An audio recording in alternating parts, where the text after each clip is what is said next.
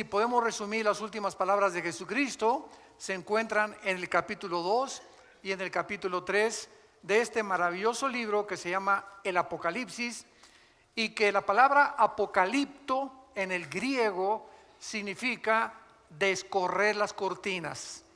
Cuando los griegos antiguamente tenían una estatua y la cubrían con una manta, antes de que pudiera la gente acercarse a ver de qué se trataba, le jalaban un cordón y quedaba descubierta la estatua. Este efecto del correr las cortinas en el griego es apocalipto.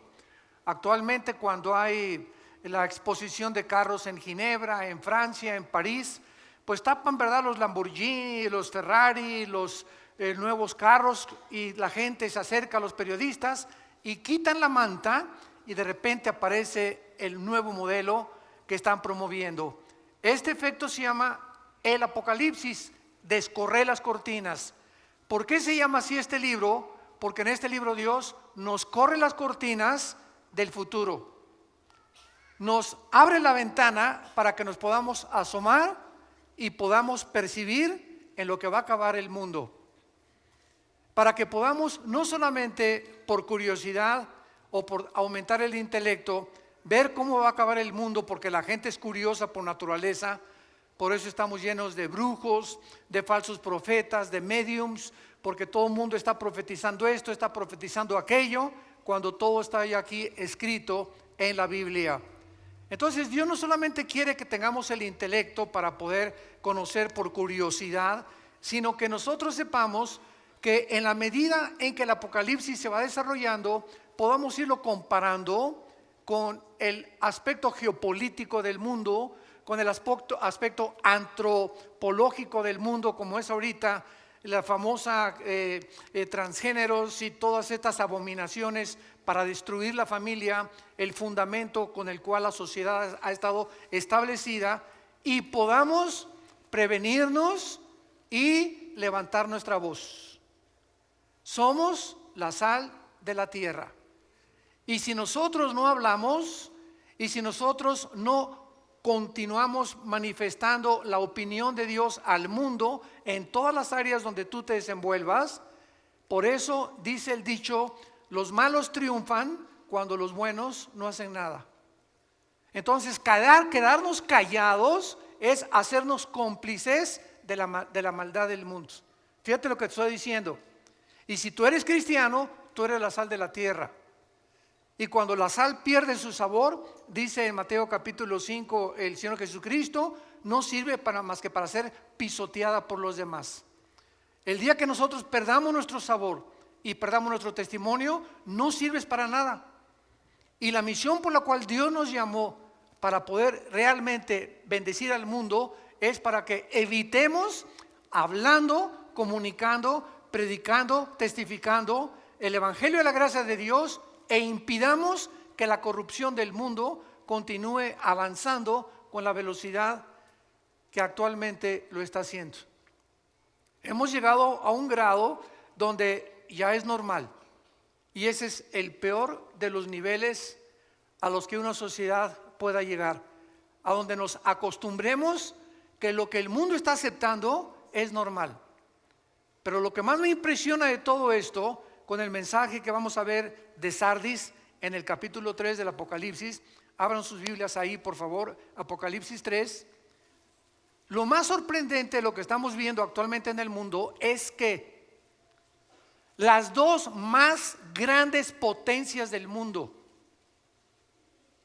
Rusia y la China, están en contra de la ideología de género, están en contra de lo transgénero, están en contra del matrimonio homosexual. Son las dos más grandes potencias del mundo, escuchen ustedes, y son ateas. En China todavía es comunista. Rusia, la mayor parte, prevalece el ateísmo. Y las naciones que se dicen cristianas son las que están acostumbrándose a aceptarlo. Yo no estoy de acuerdo con muchísimas cosas que el presidente de Rusia, Vladimir Putin, ha emitido, o la forma como él está actuando en muchas áreas del mundo. Pero acabo de escuchar un discurso de él que me dejó helado, Y dije, estoy 100% en lo que él acaba de decir, criticando a las naciones occidentales de cómo es posible que a los niños los adoctrinen desde niños a tener tendencias con las cuales no nacieron. Como él dice, a los 18 años que cada quien escoja vivir como le da la gana. Pero es un crimen que desde a los niños que no tienen el factor todavía para poder decir entre el bien y entre el mal, les comiencen a enseñar o los comiencen a vestir de mujeres o los comiencen a vestir de hombres. Eso no se vale. Eso no se vale. Y ya lo están haciendo en las escuelas. Y quieren forzarnos a nosotros a que lo aceptemos. Y es un crimen contra los niños. La forma más fácil de destruirlos psicológicamente a una criatura que todavía no forma todavía su forma y su conducta de pensar. ¿Cómo es posible que el mundo esté como esté? ¿Se acuerdan ustedes del libro de Jonás en el capítulo 1? Que él se escapa contra la voluntad de Dios. ¿Y a dónde va Jonás? En dirección opuesta, y se sube al barco donde los marineros que no eran cristianos le dicen a Jonás, pero ¿cómo es posible de que tú puedas hacer esto y esconderte ante esta tormenta? Y los marineros que no eran cristianos le dan ejemplo a José y lo echan a la borda cuando él acepta de que realmente la culpa de la tormenta se debe a él. Y así tenemos cientos de casos en el mundo entero. Y por eso es que nosotros ya debemos de cobrar reacción. El mundo está a punto de irse a una espiral de autodestrucción. Estamos en un mundo demasiado contaminado, demasiado sucio, demasiado perverso y depravado, sobre todo para las generaciones de nuestros hijos y de nuestros nietos. Tenemos que levantar la voz. Tenemos que decir, así dice el Señor. Aquí está la palabra eterna, los cielos y la tierra pasarán, pero mis palabras, dijo Jesucristo, no pasarán. En este mensaje a la iglesia de Sardis, capítulo 3 del Apocalipsis, versículo del 1 al 6,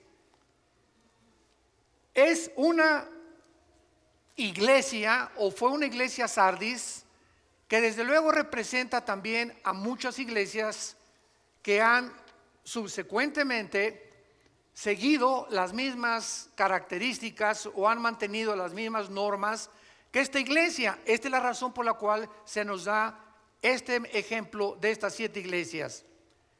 ¿Saben ustedes que las vastas distancias del espacio interestelar son inimaginablemente intensas?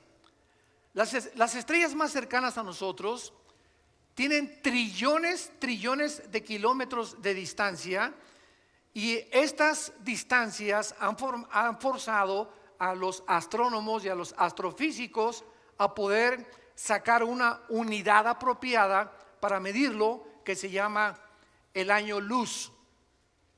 Un año luz equivale a lo que la luz viaja a 300,000 kilómetros por segundo. Cuando Alberto Einstein sacó su famosa teoría E igual a mc al cuadrado, la energía es igual a la masa por la velocidad de la luz al cuadrado, se determinó desde hace más de, estamos hablando ya casi un siglo, que no hay nada en el mundo más rápido que la luz. No hay nada. Hace algunos años hubo un físico que dijo que había unos neutrones que viajaban más, etcétera, etcétera, pero descubrieron después que había un error y que estas pequeñas partículas subatómicas no eran más rápido que la luz. Y esto es increíble porque el Sol se encuentra a 150 millones de distancia de la Tierra. O sea que la luz del Sol hacia nosotros viaja en 8 minutos 20 segundos. Es lo que tarda la luz del Sol llegar a la Tierra, 8 minutos 20 segundos. En los 150 millones de kilómetros que tiene. Ahora, las estrellas que están, imagínense, a miles de kilómetros, de trillones de kilómetros, más lejos del Sol, y que vemos en la noche como puntitos de luminosos, muchas ya no existen.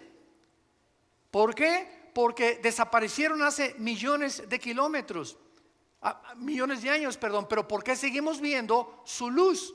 porque explotaron, pero la luz continúa llegando y viajando en el espacio. Yo quiero usar este fenómeno de la física para poder compararlo con la situación de muchas iglesias que hace muchos años brillaron, tuvieron luz, fueron luminosas y ahora solamente desaparecieron estas iglesias y viven de la luz del pasado. Viven de sus victorias pasadas. Cristianos que hace 10 o 15 o 5 años tuvieron una muy buena vida y ahora ya completamente están apagados. Iglesias apagadas que tienen el nombre, que viven, pero están muertas. Y muchos de ustedes que nos escuchan a través también de las redes sociales y de internet y de YouTube, etcétera, etcétera, muchos de ustedes que nos escuchan solamente tienen el nombre de cristianos, pero están muertos espiritualmente a los ojos de Dios. Y recordemos algo para comenzar a definir los términos. La palabra muerte, thanatos en el griego, no significa cesación de existencia. No significa dejar de existir o de vivir. La palabra muerte en la Biblia significa separación, si lo quieres apuntar. ¿Quiénes son los muertos espiritualmente? Los que están separados. Están existiendo, pero no tienen una relación viva, dinámica, orgánica con el Señor Jesús. ¿Quién es un muerto físicamente? Una entidad que ha dejado que se ha separado, su cuerpo está en la tumba, pero su alma y su espíritu se han separado de su cuerpo. Es lo que la muerte física no es cesar de existir, y se han ido o al cielo o han bajado al infierno a esperar el juicio final. Entonces la muerte física es la separación del cuerpo, del alma y del espíritu. La muerte espiritual es la separación del espíritu, del alma y del cuerpo. Y la muerte eterna es la separación del espíritu, del alma y del cuerpo eternamente de la presencia de Dios. Siguen existiendo, pero están separados eternamente de Dios. Esta ilustración nos resume, repito, la situación de muchas iglesias que aún continúan brillando con la luz reflejada de un pasado brillante. Y vemos nosotros de qué forma el mundo va a acabar, dónde va a terminar. Hace algunos días tuve una reunión con varios pastores centroamericanos y me estaban preguntando que cuál era la opinión de nosotros acerca del futuro de la iglesia. Y les dije, bueno, he escuchado desde hace algunos años que han por ahí predicado Argentina para Cristo, Paraguay para Cristo, México para Cristo, España para Cristo. Y les dije yo, ¿de dónde sacaron estas tonterías? Porque en la Biblia no existe nada absolutamente de que una nación entera se vaya a convertir.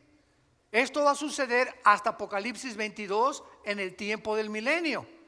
Entonces la Biblia no profetiza ni tampoco nos exhibe que antes que venga Cristo la situación del cristianismo va a mejorar. Al contrario, la Biblia enseña que antes de que Cristo venga viene la apostasía. Segunda de Tesalonicenses 2, 3 y 4, antes que venga el anticristo vendrá la apostasía. Primera de Timoteo 4:1, el Espíritu dice que en los últimos tiempos muchos apostatarán de la fe. Mateo 24:12, el Señor Jesucristo hablando, por haberse multiplicado la maldad, el amor de muchos se va a enfriar. Segunda de Pedro capítulo 2, así como hubo falsos profetas y falsos apóstoles, así habrá en los últimos tiempos falsos apóstoles, falsos profetas que harán mercadería de la gente.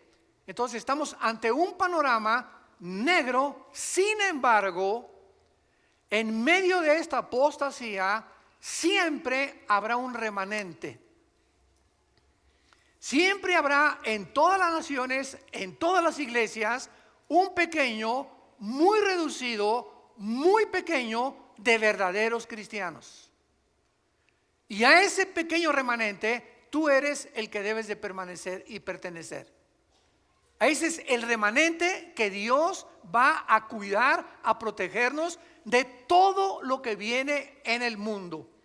como dice aquí en Apocalipsis capítulo 3, versículo 10, por cuanto has guardado la palabra que yo te he dicho, es mensaje a Filadelfia, te guardaré de la hora de la prueba que ha de venir sobre el mundo. Dios va a proteger a ese remanente.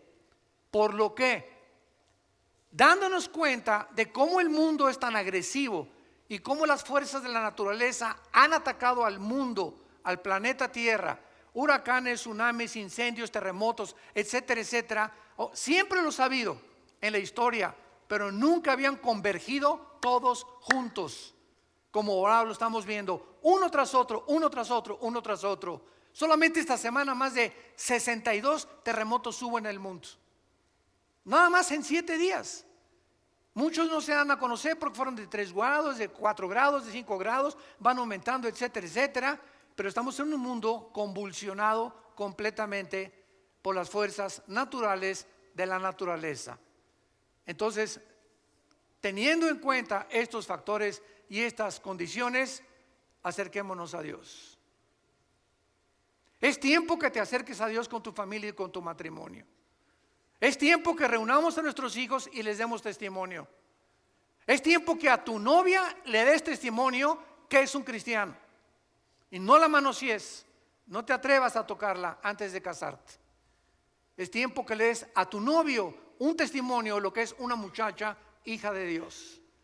Porque ese es el testimonio, como dice Hebreos capítulo 13, alcanzaron por la fe buen testimonio los antiguos. Los testigos que ahí menciona desde Abel, Noé, Enoc, Abraham, etcétera, etcétera.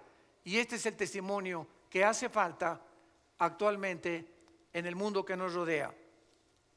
El mensaje a la iglesia de Sardis dice así: escribe al ángel de la iglesia en Sardis, el que tiene los 7 espíritus de Dios y las 7 estrellas, dice esto: yo conozco tus obras, que tienes nombre de que vives y estás muerto. Sé vigilante y afirma las otras cosas que están para morir, porque no he hallado tus obras perfectas delante de Dios. Acuérdate pues de lo que has recibido y oído, y guárdalo, y arrepiéntete. Pues si no velas, vendré sobre ti como ladrón, y no sabrás a qué hora vendré sobre ti. Pero tienes unas pocas personas, ahí está el remanente. Tienes unas pocas personas en Sardis que no han manchado sus vestiduras, y andarán conmigo en vestiduras blancas, porque son dignas. El que venciere será vestido de vestiduras blancas, y no borraré su nombre del libro de la vida, y confesaré su nombre delante de mi Padre y delante de sus ángeles. El que tiene oído, oiga lo que el Espíritu dice a las iglesias. Sardis fue una de las ciudades más bellas del mundo entero.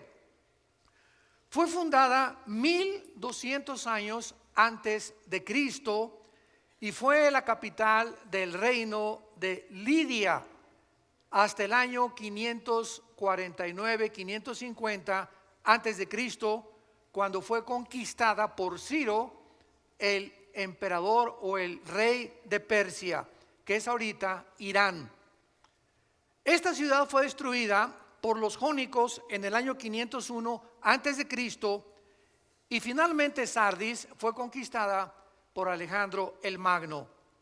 El rey más famoso de Sardis se llamaba Creso con C de Carlos, y estaba la ciudad emplazada en una llanura preciosa junto al río Hermus, en una posición militarmente envidiable, porque estaba construida la ciudad hacia, como casi en una montaña, como una torre, por lo cual era muy difícil. Solo Alejandro el Magno lo pudo hacer, y el rey Ciro de Persia. Era una ciudad riquísima en pepitas de oro.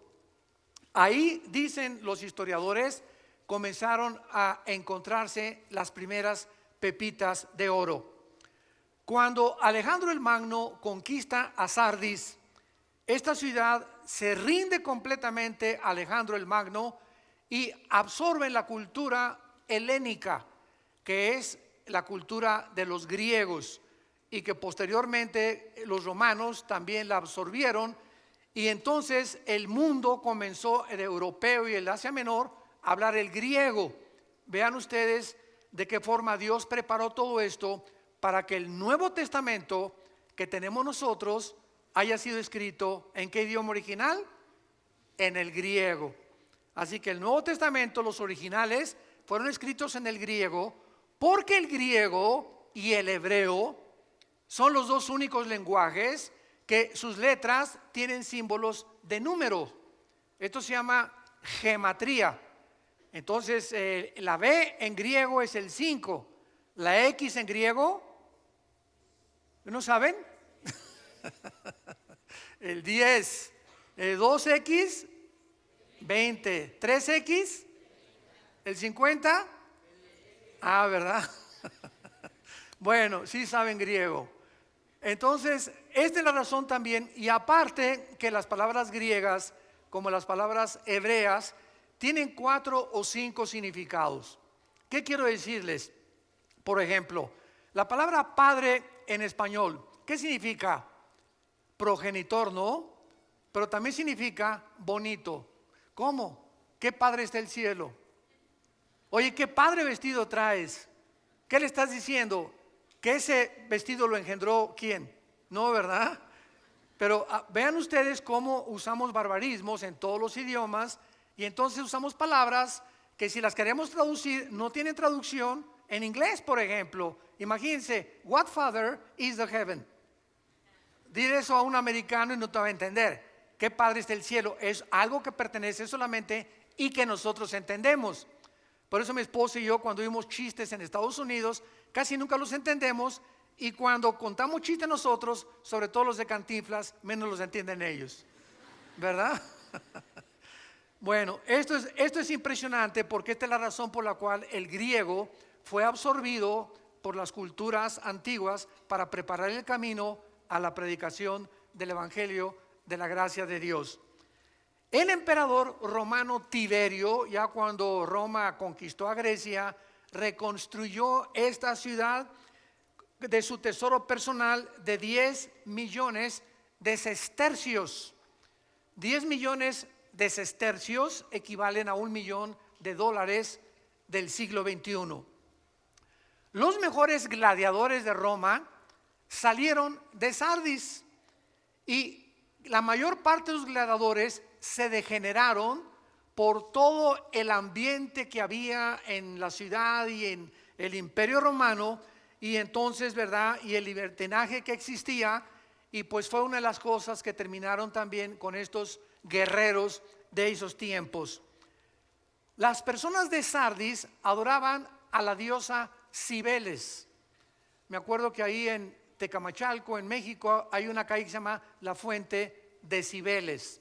Bueno, esa palabra Cibeles viene de la diosa de Sardis, que también tenía el nombre de Artemisa, que era la diosa de la fertilidad. Y bajo esta atmósfera degenerada, la iglesia estaba creciendo, pero poco a poco la influencia del mundo en la iglesia termina matando, asfixiando el testimonio que debemos de dar. Y esta es la razón por la cual Dios escribe estos mensajes en el Apocalipsis, y de las 7 iglesias a 5 las llama a que se arrepientan. Porque si Cristo viene ahorita saliendo el servicio, o hoy en la noche, o mañana, o dentro de un año o varios años, y tú te encuentras en la condición en la que tú te encuentras actualmente, te vas a quedar. Te vas a quedar. Porque ya las trompetas del Apocalipsis oyen en el cielo, y va a haber millones de personas que llenan actualmente las iglesias que se dicen cristianas en el mundo entero, que no se han arrepentido nunca de su vida. Las iglesias están llenas de cabritos, mazacuatas, coralillos, cascabeles y chivos y cabritos. y la cantidad de ovejas en las iglesias es reducidísima. Entonces, esta es la razón por la cual tanta gente, oye, ¿por qué no vas a la iglesia? Ay, porque son una bola de hipócritas y conociste a estas personas. Es que conociste a la cizaña, a las mazacuatas y a los corralillos. Te andabas juntando con los chivos. Nunca buscaste las verdaderas ovejas, los verdaderos jóvenes consagrados, las verdaderas muchachas consagradas, los verdaderos matrimonios que quieren servir a Dios y que están luchando por sobrevivir en el mundo que nos rodea. Entonces, cuando ponemos los ojos en los hombres, se nos olvida que Jesús en Mateo 13, en su parábola famosa de la semilla y de la cizaña y el trigo, nos lo advirtió, que está sembrada en todas las iglesias cizaña. Están personas infiltradas, sin que lo sepan ellas, movidas por poderes espirituales enemigos de Dios, para hacer tropezar a las ovejas, para hacer mala influencia a matrimonios, para que de alguna forma comience el leudamiento de la iglesia. Como en la parábola de cuando se introducen las 3 medidas de harina o de levadura en el pan, y dice Cristo hasta que todo es leudado. Y ahí simboliza a una mujer como la persona que se leuda todo, porque es el símbolo de la iglesia apóstata, la gran ramera de Apocalipsis 17. ¿Quién es la gran ramera de Apocalipsis 17? El conjunto de todas estas iglesias que tenían nombre, que vivían y estaban muertas. Es las iglesias que se vendieron, que cedieron a la presión del mundo y no mantuvieron sus convicciones hasta el final. Veamos rápidamente el análisis de esta iglesia que hace Jesucristo. Número 1, el capítulo 3, versículo 1, el mensaje a la iglesia de Sardis, y dice Jesús que Él tiene los 7 espíritus de Dios. El libro del Apocalipsis es un libro casi en su mayor parte de símbolos, porque cuando estudiamos la Biblia, todos nosotros los que estudiamos teología, y tú que eres un estudioso más consciente de la Biblia se interpreta o se puede interpretar de 3 maneras. Se puede interpretar literalmente cuando así nos lo permite la Biblia. Cuando, por ejemplo, dice la Biblia, y María conoció a José, estaban desposados, todo eso es literal. No nos da la Biblia una puerta para que podamos interpretarla de número 2 figurativamente. Y la Biblia se puede interpretar también proféticamente. Entonces, la interpretación en el Apocalipsis es simbólica, ¿verdad? La mayor parte son metáforas o símbolos.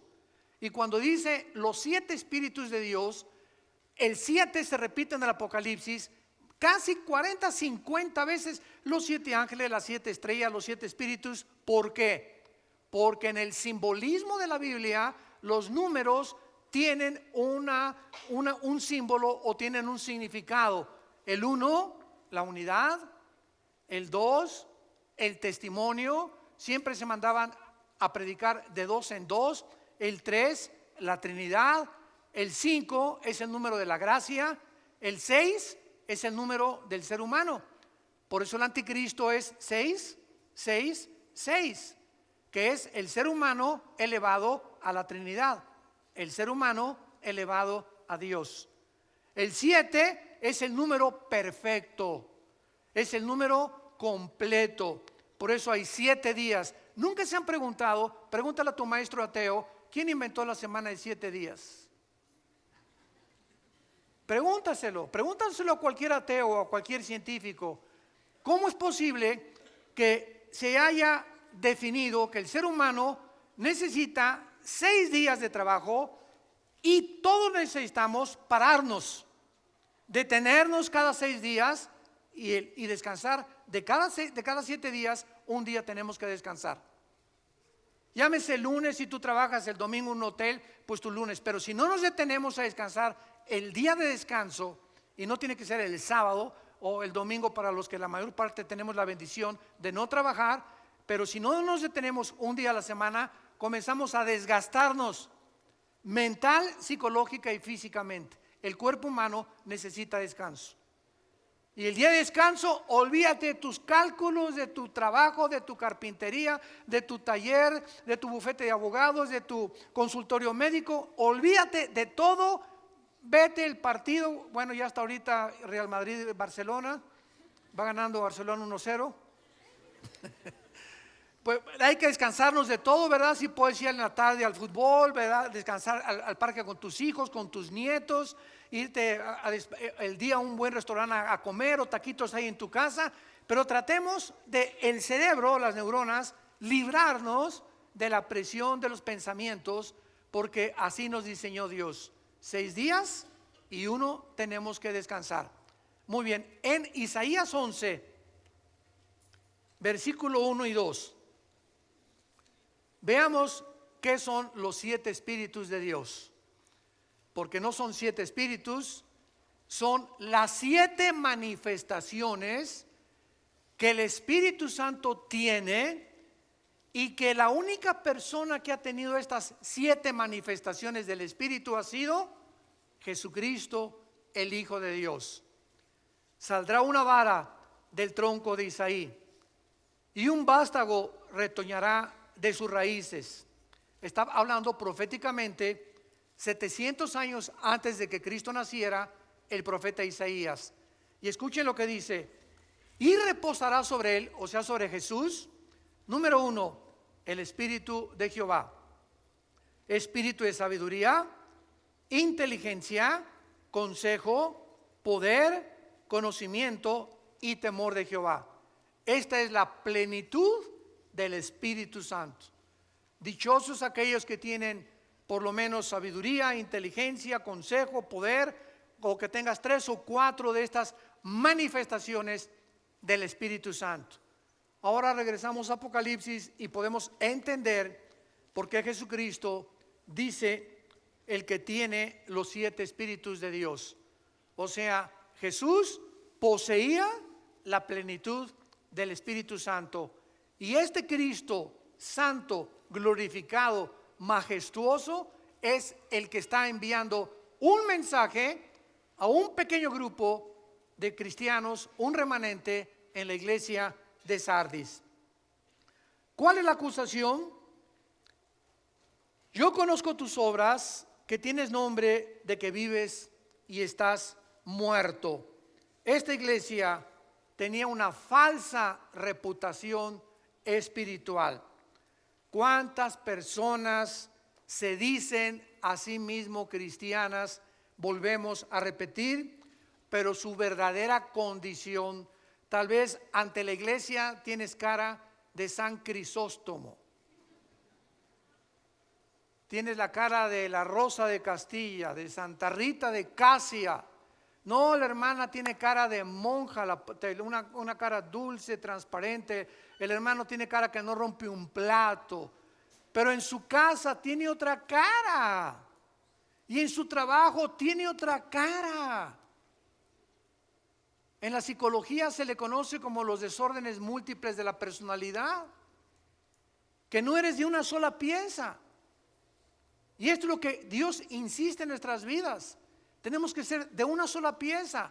Así como eres aquí, lo eres aquí en el estacionamiento, y lo eres en tu casa, y lo eres en tu trabajo, y lo eres en el cine, y lo eres a donde quiera que vayas. Eres tú. Y no tienes que ocultarte detrás de máscaras. ¿Por qué? Porque eres de una sola pieza. Y está demostrado esto psiquiátricamente, que una persona que tiene 2 o 3 personalidades es una persona que se está desintegrando en su carácter. Porque no ser como tú eres con tus amigos, sin que nos demos cuenta, el cerebro no acepta estas condiciones o actitudes negativas y te comienzas a desintegrar. ¿Qué me refiero que te comienzas a desintegrar? Tu conducta comienza a desvariar. Comienzas a hacer cosas que ya no son normales, que ya son completamente, muchos antisociales, otras inmorales, pero ya no eres la persona que eres. Y esas cosas que tú haces, no te das cuenta. Este es el engaño más grande del pecado humano, que el pecado endurece y engaña el corazón. Dice Jeremías 17:9, engañoso es el pecado sobre todas las cosas, perverso y engañoso el corazón. Entonces, estas personas llegan a la iglesia y no se han dado cuenta lo que son. Crees que eres y no eres. ¿Por qué lo crees? Porque estás engañado. Si no estuvieras engañado, te darías cuenta de tu verdadera condición. Ahora, ¿a qué venimos a la iglesia? A que se nos corra el velo, a que haya un apocalipsis, a que Dios nos corra la cortina y nos muestre cómo somos. Porque es el mensaje de la palabra de Dios. La palabra de Dios es como una espada de dos filos que penetra y parte el alma y el espíritu y discierne las intenciones y los pensamientos del corazón. Nada más que la exposición a la Biblia nos puede mostrar nuestra verdadera condición delante de Dios. Tus amigos te van a decir una cosa: no, tú te pareces a Sansón. No, que Rambo ni que Rambo, tú eres el papucho de papuchos de Metepec. No, hermana, tú estás bien, ¿verdad? Por aquí, por allá. Todos estamos rodeados de gente que nunca podrán asomarse a nuestro corazón más que Dios. Dichosos los que escuchan y leen las palabras de esta profecía, porque el tiempo está cerca. Déjale a Dios exhibirte, que nos corra realmente las cortinas, que te veas como es, porque Dios nos toca la llaga. Y cuando tú oyes que eso te llega a ti y que te pones el sombrero o el saco porque a ti te está quedando lo que estás escuchando, dichoso seas si hoy te arrepientes. Dichoso seas, bendito seas, que le digas: Padre, yo no quiero ser así, gracias por mostrarme esa cara que estaba engañado que yo tenía, ya no quiero ser así. Entiendo que solo tú me puedes cambiar, perdóname, lávame con tu sangre preciosa. Jesús, entra a mi vida como mi Salvador, te necesito, Señor. Dichoso seas si por esa puerta esta mañana tú sales con estas condiciones en tu corazón. Vemos nosotros que esta muerte espiritual está conectada siempre con el pecado. ¿Cuáles son las señales de peligro de una iglesia que se está muriendo? Porque ahorita vemos cantidad de iglesias, repito, por afuera, ¿no? Y lámparas persas y candelabros chinos de Francia. Y parecería pues que es una iglesia próspera, porque ahorita se mide la iglesia por la cantidad de gentes o por la calidad que existe en la construcción, de que es una iglesia próspera. Ese es el termómetro del siglo XXI, pero los pensamientos de Dios no son nuestros pensamientos. Y no estamos en este momento en contra de que haya iglesias grandes. Gracias a Dios las que son grandes y las que tienen la ventaja de tener un buen recinto. No estamos en contra de eso. Estamos en contra de que se enfoquen solamente en eso nada más, como lo vamos a ver a continuación. ¿Cuándo son las señales de peligro de que una iglesia se está muriendo? Cuando las actividades de la iglesia se enfocan en actividades sociales o de construcción en lugar de un cambio del corazón de las gentes mediante el evangelio y la predicación de Jesucristo. Cada vez que nosotros tenemos oportunidad de platicar con pastores, y tengo muchos amigos pastores, gracias a Dios, y somos un cuerpo todos, siempre a muchos de ellos les pregunto: ¿cuántos estudios bíblicos tiene tu iglesia? Pues tenemos la femenil el miércoles y tenemos 3 servicios el domingo. Le digo: pero entre semana no hay discipulado. ¿Quiénes son tus hombres? Le pregunto yo a mis hermanos pastores: ¿quiénes son tus hombres que tienes a tu alrededor? Tus Timoteos. ¿No tienes un grupo de 3 o 4 hombres a quienes te estés dedicando más tiempo que a todas las demás iglesias, que a todas las demás ovejas, y que los estés discipulando para que estas personas el día de mañana te ayuden a ser los pilares de la iglesia? Porque una iglesia que tiene 500 miembros necesita 3 pastores. Imposible que un pastor alimente a 500 ovejas. Imposible. Aconseje, vaya a los velorios, vaya a los hospitales, etcétera, etcétera. A las 2 de la mañana contesta el teléfono que le dio un planchazo a su esposo, a la esposa. Imposible. Entonces, las columnas que sostienen una iglesia son los varones. La iglesia es un conjunto, se les llama en el Nuevo Testamento ancianos.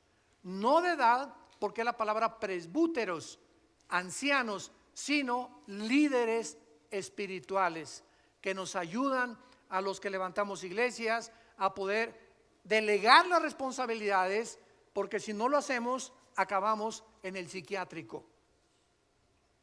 Entonces, si una iglesia no tiene estudios bíblicos y no está discipulando entre semana a las iglesias, es una iglesia que ya se le olvidó el mandamiento de Mateo 28, 19 y 20, la gran comisión. Todos se lo saben de memoria. Muere Cristo y sube al cielo y dice: toda potestad me es dada en los cielos y en la tierra. Id y predicar el evangelio y hacer discípulos en todas las naciones. ¿Qué es hacer un discípulo? Hacer seguidores. La palabra discípulo es matetus en el griego, matetus, que significa el que sigue a otro. Eso es lo que es un discípulo. Vean lo que Jesús dijo en Juan capítulo 8, versículo 31 en adelante. Esto es impresionante porque Jesús estaba hablando a los que ya habían creído en Él. Juan 8, 31. Dijo entonces Jesús a los judíos que habían creído en Él. Y las iglesias cristianas pues están llenas de personas, porque si no, no irían, que dicen que creen en Jesús. Pero fíjate lo que dice la Biblia. ¿Qué significa creer en Jesús? No solo intelectualmente. Jesús les dijo: si ustedes permanecen en mi palabra, serán verdaderamente, ¿qué cosa? O sea, si ustedes continúan también todos los días tus devocionales en tu casa, estudios bíblicos en la iglesia, etcétera, etcétera, entonces te conviertes de cristiano a discípulo. Y no todos los cristianos son discípulos. Solo los discípulos son cristianos. Y conocerán la verdad, y la verdad os hará libres. ¿Por qué hay tantos cristianos que se dicen cristianos, que vienen a las iglesias y todavía celebraré Halloween? ¿Pondré árbol de Navidad en diciembre? ¿Qué tan apretados deben las mujeres llevar los pantalones? Deben de tatuarse los jóvenes. Siempre están con tonterías de esas, fijándose siempre en estas cosas superficiales que no es lo que hace un verdadero cristiano. Pero son esta clase de gente que están en todas las iglesias. No nos asustemos si tú oyes que en la nuestra también hay ese tipo de personas. Las hay, porque así es la iglesia, una mezcla de cizaña con trigo, y no salen de eso. En otras palabras, igual que los fariseos, siempre están buscando agradar a Dios por sus obras, por cómo se visten, por cómo se pintan, por lo que hacen. Si ponen árbol de Navidad, yo no puse árbol de Navidad, pon una palomita de arriba, Miguel. ¿Se imaginan ustedes en Navidad el Señor, a ver el arcángel Miguel, vayan a ver quién no puso árbol de Navidad y le ponen paloma? Los que pusieron árbol de Navidad, aunque estén contentos y llenos de la gracia y del Espíritu Santo, ponles una tacha, porque a mí no me gustan las esferas. Por el amor de Dios, ya entendamos lo que es el cristianismo. Es algo interno del corazón. Romanos 14, el reino de Dios no consiste en bebida, comida, lo que hagamos, sino en gozo y paz en el Espíritu Santo. No le preguntes, ¿los tatuajes? Pregúntale si tiene gozo y paz en su corazón.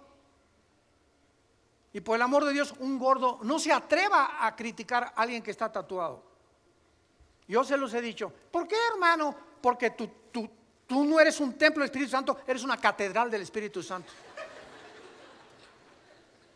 Tú le estás haciendo más daño a tu cuerpo que alguien que se puso un dibujo ahí en el brazo o en la panza o en el ombligo.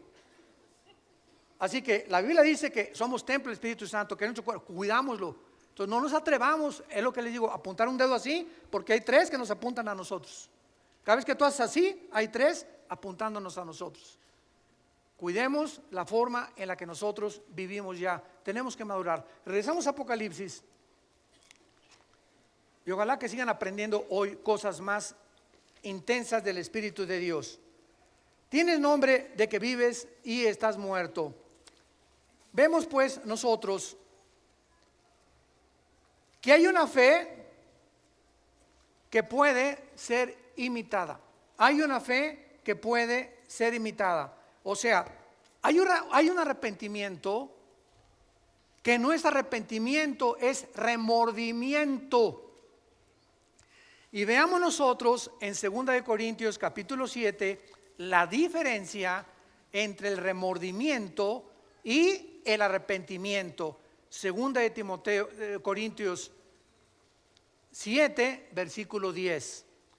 Porque la tristeza que es según Dios, o sea, cuando realmente nuestra tristeza es el fruto de que Dios está trabajando en nuestro corazón, produce arrepentimiento para salvación, de que no hay que arrepentirse, pero la tristeza del mundo produce muerte.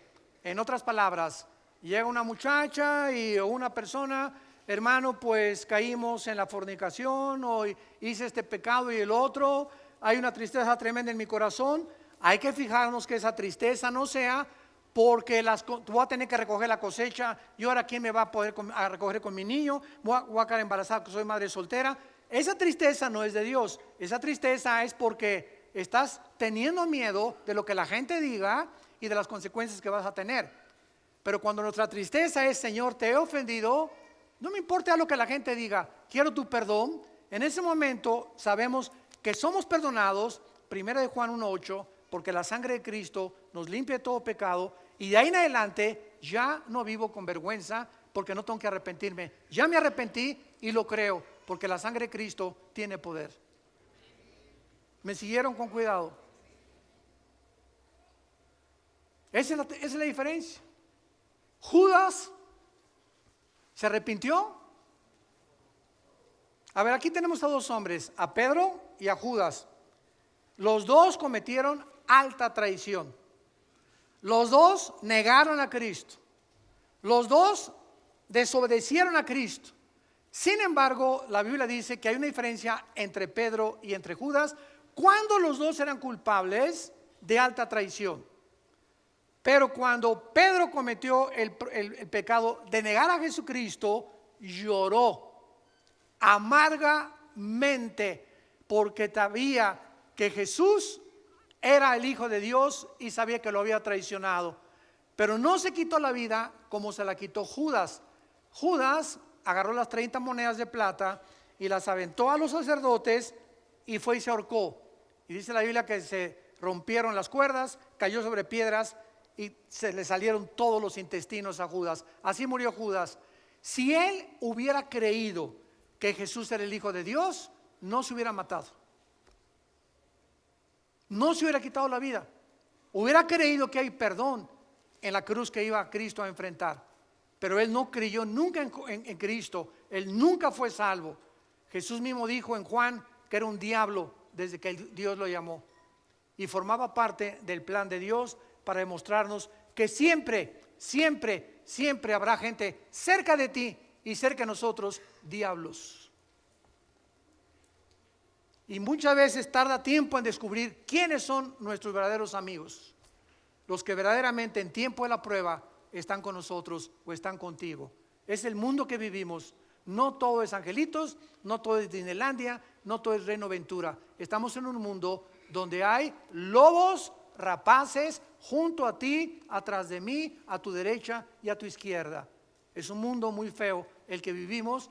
Y si estamos bajo el amparo del Señor, Él nos cuidará, nos fortalecerá, nos librará del lazo del cazador, de la peste destructora, y mandará sus ángeles a que nos rodeen. ¿Por qué? Porque en Él hemos puesto nuestra confianza. El Salmo 91. Hay una fe que no es real, hay una creencia que no es real. En Hechos capítulo 8, Simón el mago creyó. ¿Se acuerdan ustedes? Pero en realidad él quería el don del Espíritu Santo, oigan esto, para hacer negocio. ¿Cuántos pastores que me escuchan a través de las redes sociales están entrando al ministerio porque fracasaron como ingenieros, como arquitectos o por lo que quiera, y están buscando un modus vivendi y se meten de pastores para hacer dinero? Cosa que te equivocas, gana nada más de mecánico que de pastor. Va a tardar muchos años para que Dios pueda levantar tu iglesia, muchos años. Pero todos ya quieren así, a la marucha, una iglesia a la marucha. Ya a los 2, 3 años tengo una iglesia, 500 miembros, etcétera, etcétera, y ya, ¿sabes una cosa? Es un camino muy largo que recorrer, pero muy largo.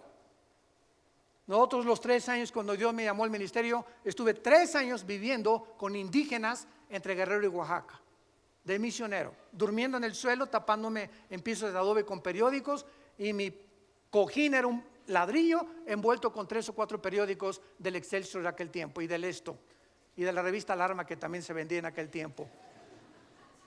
3 años, y después 4 o 5 años de muchísimos padecimientos y una pobreza impresionante. Así que no es de la noche a la mañana cuando Dios nos bendice. Dios bendice la perseverancia. Y pasan muchos años para que tu corazón sea probado, que tú realmente eres un hombre y una mujer de Dios. Y en las pruebas lo vas a manifestar. Hay una santidad que no es real. Joás, el rey de Judá, se recubrió con un manto de santidad irreprochable, ¿verdad? Y Judas, ¿quién más que Judas? ¿Quién se iba a imaginar en la última cena cuando Jesús dice: uno de ustedes me va a traicionar? Nadie de los discípulos ni por acá les pasó que iba a ser Judas el traidor.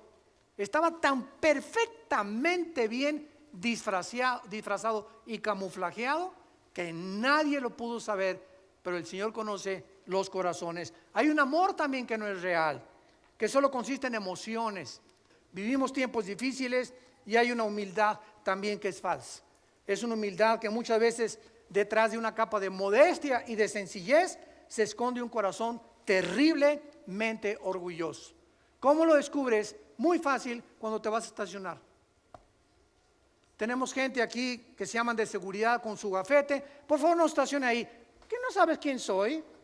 Yo no soy de la prole, yo soy pirruris. Por el amor de Dios, ya bájale 5 rayitas. Claro que sí, mi comandante, usted, aunque no sea policía, lo obedezco porque trabaja para la iglesia, usted sabe lo que está haciendo y obedecemos. En estos pequeños detalles nos damos cuenta cuánto hay dentro de nosotros de orgullo y de falta de humildad. Y no queremos que nadie nos diga nada. ¿Por qué? Tú no sabes quién soy, yo me estaciono donde yo quiero. ¿Te das cuenta? Esto es lo que demuestra el corazón. En los pequeños instantes que Dios te mandó a esa persona para probar tu corazón, ya saliste reprobado. Padre, te damos gracias en el nombre de Jesucristo por tu palabra. Continuaremos, Padre, examinando este mensaje, esta iglesia, donde las condiciones eran deplorables, así como lo es la vida de muchos que se dicen que te siguen y que son cristianos y realmente están muertos, aunque ellos crean que están vivos. Gracias porque la exposición a tus palabras nos desnuda, nos corre completamente las cortinas viciosas que tenemos en el corazón, que nos impiden ver cómo somos ante ti. Recordamos las palabras de David en el Salmo 19. ¿Quién reconocerá sus propios errores? ¿Quién? Oh Dios, le decía David a Dios, muéstrame mis errores escondidos, mis pecados ocultos que yo no puedo ver. Arrepiéntete con todo tu corazón y dile: Jesús, te pido perdón por mis pecados. Creo que en esa cruz pagaste por ellos con tu sangre y te pido que entres a mi vida, porque creo que a los 3 días te levantaste de los muertos y puedes vivir en mi corazón como mi Señor y mi Salvador. En tu nombre santo, amén.